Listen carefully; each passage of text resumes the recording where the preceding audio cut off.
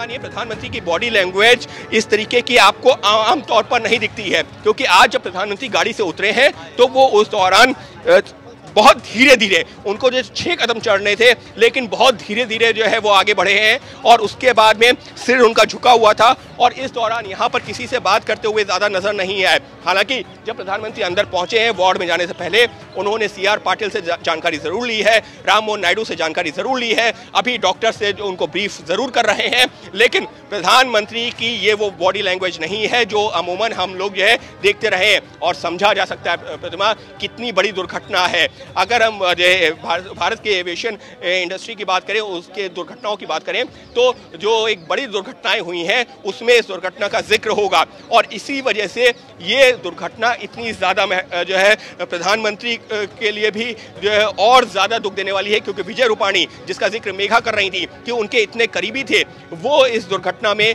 उन्होंने जान गंवाई है। तो प्रतिमा देखिए, हम यहाँ पर जो है बहुत सारे जो करीबी लोग हैं, जो परिजन हैं, उनसे जो मुलाकात कर रहे हैं, हम उनसे बातचीत कर रहे हैं, उनका जो दर्द हमको समझ में आ रहा है, तो आप यकीन मानिए प्रधानमंत्री का दर्द उससे ज़्यादा कम नहीं है। क्यों? क्योंकि यहाँ पर जो आ रहे हैं वो भी परिजन हैं जिन्होंने इस हादसे में अपनों को खोया है, और यहाँ पर जो प्रधानमंत्री आए हैं, भले ही सीधे तौर पर खून का रिश्ता विजय रूपाणी से ना हो, लेकिन बेहद ही करीबी प्रधानमंत्री के करीबी नेताओं में जिन लोगों का नाम आता है उसमें विजय रूपाणी का नाम आता रहा है। और कुछ देर पहले मेघा इस बात का जिक्र भी कर रही थी, और अभी जैसी जानकारी मिली है, ये सामने ये जो बिल्डिंग है, इसी में तीसरी मंजिल पर प्रधानमंत्री इस वक्त मौजूद हैं, और वहाँ पर जो जितने भी जो है डॉक्टर्स जो कि जो घायल हुए हैं या फिर जो अन्य लोग घायल हुए हैं, उनसे जो है इस वक्त जो है बातचीत कर रहे हैं, मुलाकात कर रहे हैं, और जो सीनियर डॉक्टर्स हैं वो उनको ब्रीफ कर रहे हैं। तो प्रधानमंत्री का गृह राज्य, जहां पर वो 12 साल मुख्यमंत्री रहे हैं, और प्रधानमंत्री जब भी गुजरात आते हैं वो यही कहते हैं, मुझे ऐसा लगता है कि मैं अपने घर वापस आया हूं। तो यकीन मानिए प्रधानमंत्री के लिए ये जो हादसा रहा है, उनके लिए एक बड़ी पर्सनल क्षति भी रही, अगर ये कहा जाए तो कहना गलत नहीं होगा। जी, আমাদের প্রতিনিধি অঙ্কিত তিওয়ারি সরাসরি আমাদের দেখাচ্ছেন সেই ছবি। ইতিমধ্যেই প্রধানমন্ত্রী তিনি পৌঁছে গিয়েছেন এবং অবশ্যই তার বডি ল্যাঙ্গুয়েজ তাতে কিন্তু একেবারেই বেশ খানিকটা দুঃখ, এবং অঙ্কিত গুপ্তা যেমনটা বলছিলেন যে একেবারে দুঃখ, হতাশা, এবং দীর্ঘদিনের তার রাজনৈতিক সহকর্মী যিনি গুজরাটের প্রাক্তন মুখ্যমন্ত্রী বিজয় রূপানী, তিনিও কিন্তু যাত্রী ছিলেন এই ড্রিম লাইনারের, এবং এই ভয়াবহ দুর্ঘটনার কবলে পড়েছেন তিনিও। পরিবারের সঙ্গে দেখা করতে লন্ডন যাচ্ছিলেন, এবং গুজরাট একেবারে প্রধানমন্ত্রীর নিজের জায়গা সেই আহমেদাবাদে আজ ছুটে এসেছেন তিনি। ইতিমধ্যেই আহমেদাবাদ সিভিল হসপিটালে পৌঁছেছেন প্রধানমন্ত্রী। দুর্ঘটনাস্থল ঘুরে দেখেছেন, যেখানে বিশাল এলাকা জুড়ে এখনো ধ্বংসস্তূপ পড়ে রয়েছে। NDRF, CRPF, লোকাল পুলিশ তারা একসঙ্গে হাত মিলিয়ে ধ্বংসস্তূপ সরানোর কাজ করছে। চাপা পড়ে থাকা একেবারে ঝলসে যাওয়া দেহ উদ্ধারের কাজ এখনো চলছে, আর অন্যদিকে DNA নমুনা সংগ্রহ সেই কাজও কিন্তু পাশাপাশি চলছে। অত্যাধুনিক প্রযুক্তি সম্পন্ন এই ড্রিম লাইনার, যা একেবারে উচ্চ প্রযুক্তি যেখানে রয়েছে, টেকনিক্যালি অত্যন্ত স্ট্রং, সেখানে কিভাবে এত বড় একটা বিপর্যয়ের মুখে পড়লো তা নিয়ে কিন্তু একাধিক প্রশ্ন রয়েছে।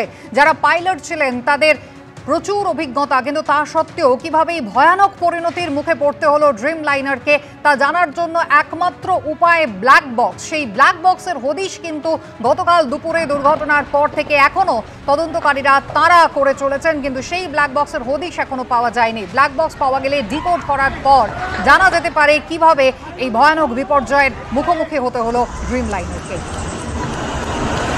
টেক অফ করার মাত্র 27 সেকেন্ডের মধ্যেই এই ভয়ানক বিপর্যয়। ভারতবর্ষের বিমান দুর্ঘটনার ইতিহাসে একটা ভয়ানক দিন ছিল গতকাল।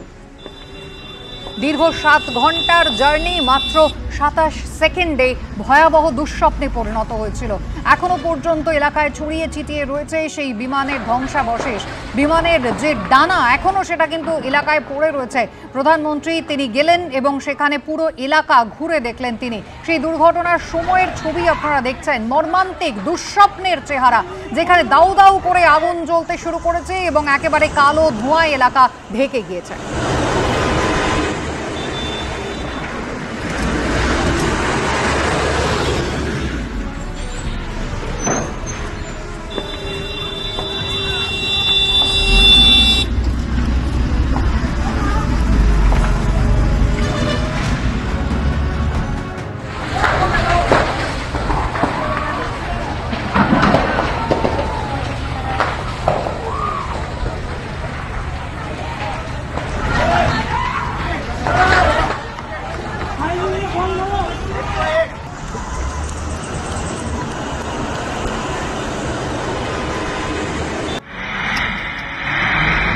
गर्मी सवारी देखनी चाहिए।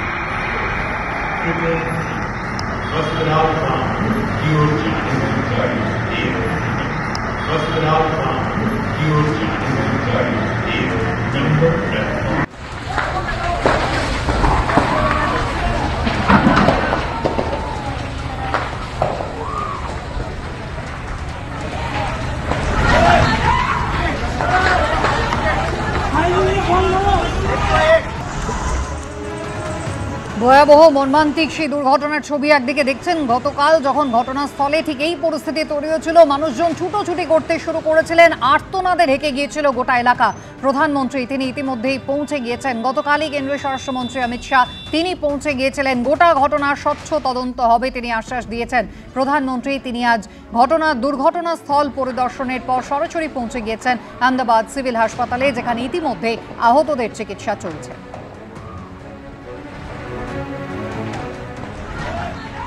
অর্ণব মুখোপাধ্যায় এই মুহূর্তে হাসপাতাল চত্বর থেকে রয়েছেন আমাদের সঙ্গে। অর্ণব, প্রধানমন্ত্রী তিনি ইতিমধ্যেই সিভিল হাসপাতালে পৌঁছে গিয়েছেন, তার সঙ্গে গুজরাটের মুখ্যমন্ত্রী ভূপেন্দ্র পটেল তিনিও রয়েছেন।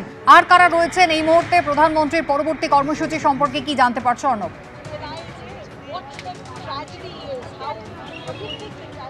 দেখো, গুজরাতের মুখ্যমন্ত্রী এবং প্রধানমন্ত্রী তারা একই গাড়িতে এখানে প্রবেশ করেন এবং ভূপেন্দ্র পটেল এবং প্রধানমন্ত্রী নরেন্দ্র মোদী। কিন্তু এখানে আমরা যেটা দেখলাম যে নরেন্দ্র মোদীর গাড়ি যখন ভেতরে প্রবেশ করলো, তারপর তিনি যখন নামলেন, সেইটা কিন্তু পুরো অন্য রকম। এই প্রধানমন্ত্রীকে আমরা সেভাবে দেখিনি, তার কারণ অত্যন্ত ধীর পায়ে তিনি নেমে এলেন দরজা খুলে এবং চোখে রুমাল দিয়ে মুছে তিনি ভেতরে ঢুকলেন। এবং ভেতরে ঢুকলেন কোথায়? এই যে ব্লকটা আমি তোমাকে দেখাচ্ছি, ঠিক এই আমরা যে জায়গাটা রয়েছি এটা হচ্ছে সিভিল হাসপাতাল, এবং এই সিভিল হাসপাতালের ডি সাউথ যে ওয়ার্ড রয়েছে, তোমাকে দেখিয়ে দেবো যে প্রধানমন্ত্রী ফের সেখান থেকে তার যে সিকিউরিটি আমরা দেখতে পাচ্ছি এসপিজি, সেই এসপিজি কিন্তু এখন এই মুহূর্তে বেরোচ্ছেন। অর্থাৎ প্রধানমন্ত্রী তার কিন্তু এখানে এই যে বিশ্বাস কুমার রমেশ তার সঙ্গে যে কথা বলা বা আহতদের সঙ্গে যে কথা বলা, সেটা প্রায় শেষের পথে এটুকু বোঝা যাচ্ছে। তার কারণ এসপিজি এই মুহূর্তে আমরা দেখতে পাচ্ছি করিডোরে বেরিয়ে এসছে। কিছুক্ষণ আগেই প্রায় মিনিট 10-15 আগে প্রধানমন্ত্রী এখানে এসে পৌঁছেছেন এবং এসে পৌঁছানোর পরে তিনি ঠিক এই করিডোর দিয়ে হেঁটে ডান দিকের যে ব্লকটা আছে সেখানে গিয়েছেন এবং সেখানে গিয়ে আহতদের সঙ্গে কথা বলতে গেছেন। একজনই অবিশ্বাস্যভাবে তিনি বেঁচে গিয়েছেন এবং তার সঙ্গে কথা বলতে গিয়েছিলেন চিফ মিনিস্টার এবং গুজরাটের চিফ মিনিস্টার এবং সেই সঙ্গে প্রাইম মিনিস্টার, দুজনেই তার সঙ্গে কথা বলতে গিয়েছিলেন। এবং তারপরে আমরা যেরকম দেখতে পাচ্ছি আপাতত যে করিডোরে এসপিজি মুভমেন্ট হচ্ছে, অর্থাৎ তাদের সঙ্গে দেখা হয়ে গিয়েছে। হয়তো আর কিছুক্ষণ তারপরে এই করিডোর দিয়ে আমরা যেরকমভাবে দেখতে পাচ্ছি যে এই মুহূর্তে এসপিজি কিন্তু করিডোর দিয়ে এগিয়ে যাচ্ছে। অর্থাৎ যে কারণে তিনি এসেছিলেন, প্রধানমন্ত্রী যে কারণে এসেছিলেন এখানে আহতদের সঙ্গে দেখা করতে, তার দেখা সাক্ষাৎ হয়ে গেছে। তুমি দেখতে পাবে সরাসরি আমাদের চিত্রগ্রাহক প্রতিনিধি উজ্জ্বল ঘোষের ক্যামেরায় তুমি দেখতে পাবে প্রধানমন্ত্রী এবং মুখ্যমন্ত্রী তারা কিন্তু বেরিয়ে আসছেন। আমরা যেভাবে দেখতে পাচ্ছি যে অন্যান্য যে চিকিৎসকরা রয়েছেন তাদের থেকে তিনি, যেমনটা জানা যাচ্ছে, তিনি খোঁজ খবর নিয়েছেন এবং খোঁজ খবর নেওয়ার পরে তিনি এই মুহূর্তে বেরিয়ে আসছেন আহতদের দেখার পরে এবং চিকিৎসকদের থেকে খোঁজ খবরে নিয়েছেন যে আহতরা ঠিক কীরকম অবস্থায় রয়েছে, তাদের কন্ডিশন কীরকম রয়েছে সেটা নেওয়া হয়েছে। এবং সেই সঙ্গে যেমনটা জানা যাচ্ছে যে ডিএনএ যাদের পরীক্ষা হয়েছে তাদের আত্মীয়রা কোথায় রয়েছেন সমস্ত খোঁজ খবর তিনি নিয়েছেন এবং খোঁজ খবর নেওয়ার পর কিছুক্ষণের মধ্যেই তিনি বেরিয়ে আসবেন এই গেট দিয়ে। আমরা যেখানে রয়েছি ডি সাউথ ওয়ার্ড, তিনি এসছেন এখন থেকে মিনিট 15 আগে তিনি এসছেন এবং আসার পরে তিনি গিয়েছিলেন আহতদের সঙ্গে দেখা করতে। আহতদের সঙ্গে তার কথা হয়েছে এবং কথা হওয়ার পরে তিনি এই মুহূর্তে বেরিয়ে আসছেন। তার সঙ্গে যেমনটা দেখেছি যে গুজরাটের মুখ্যমন্ত্রী ভূপেন্দ্র পটেল তিনিও রয়েছেন এবং প্রধানমন্ত্রী নরেন্দ্র মোদী তিনি রয়েছেন এবং এই যে দরজা সেখান দিয়ে তিনি বেরিয়ে আসবেন। এখন বিষয়টা দেখার যে আমরা দেখতে পাচ্ছি যে এসপিজি আস্তে আস্তে বাইরে বেরোচ্ছেন, অর্থাৎ প্রধানমন্ত্রী তিনিও কিন্তু এক্ষুনি বেরিয়ে আসবেন তাকে আমরা দেখেছি যে ঢোকার পথে ধীর পায়ে প্রধানমন্ত্রী ঢুকছেন এবং তিনি যে শোকে মুহ্যমান সেটা কিন্তু তার যে শরীরী ভাষা সেটা কিন্তু তা বুঝিয়ে দিচ্ছে, তার শরীরী ভাষা বুঝিয়ে দিচ্ছে যে তিনি শোকে ঠিক কতটা মুহ্যমান। এবং এই মুহূর্তে আমরা দেখছি যে এই যে আসরওয়ার যে সিভিল হাসপাতাল, সেই সিভিল হাসপাতাল থেকে এই মুহূর্তে প্রধানমন্ত্রী নরেন্দ্র মোদী তিনি তার সাক্ষাৎ পর্ব শেষ করে তিনি বেরিয়ে আসছেন। প্রধানমন্ত্রী এর আগে তিনি কিন্তু গিয়েছিলেন একদম ঘটনাস্থলে, যে বিজে হাসপাতালের ওপরে এই প্লেনটা ক্র্যাশ করেছে এবং সেই জায়গাটা তিনি খতিয়ে দেখেন, চারিদিকে যে ধ্বংসস্তূপ সেই ধ্বংসস্তূপ তিনি ঘুরে দেখেন এবং ঘুরে দেখার পাশাপাশি তার সঙ্গে যারা ছিলেন তাদের থেকে তিনি খোঁজ খবর নিচ্ছিলেন এবং তারপরে তিনি সরাসরি চলে আসেন এই সিভিল হাসপাতালে। তবে এর পরও কিন্তু একটা সম্ভাবনা আছে যে তিনি একটা ছোট বৈঠকও করতে পারেন। এই মুহূর্তে আমরা দেখতে পাচ্ছি যে প্রধানমন্ত্রী তিনি বেরিয়েছেন, তার মাথা নত, চোখ নিচের দিকে নামানো, দুটো হাত একটি হাত দিয়ে অপর হাতকে ধরে রয়েছে এবং তিনি বোঝাই যাচ্ছে যে তিনি এই যে আহতদের সঙ্গে কথা বলেছেন তারপরে প্রধানমন্ত্রীর কিন্তু এই চেহারা বুঝিয়ে দিচ্ছে, শরীরী ভাষা বুঝিয়ে দিচ্ছে তিনি কতটা মুহ্যমান শোকে। এবং তার পাশাপাশি এখানে আমরা দেখতে পাচ্ছি যে গুজরাতের চিফ মিনিস্টার, গুজরাতের মুখ্যমন্ত্রী ভূপেন্দ্র প্যাটেলও রয়েছেন এবং তারা একই গাড়িতে রয়েছেন এবং প্রধানমন্ত্রী এলেন, কথা বললেন, তিনি বেরিয়ে যাচ্ছেন এবং যেমনটা জানা যাচ্ছে যে এখানেই শেষ নয়, তিনি একটা বৈঠকও কিন্তু করতে পারেন। এখানে যারা আধিকারিকরা রয়েছেন তাদের সঙ্গে একটা বৈঠক করার, উচ্চ পর্যায়ের একটা বৈঠকের অন্তত সম্ভাবনা রয়েছে এমনটাই জানা যাচ্ছে এবং তারপরে তিনি রওনা দেবেন।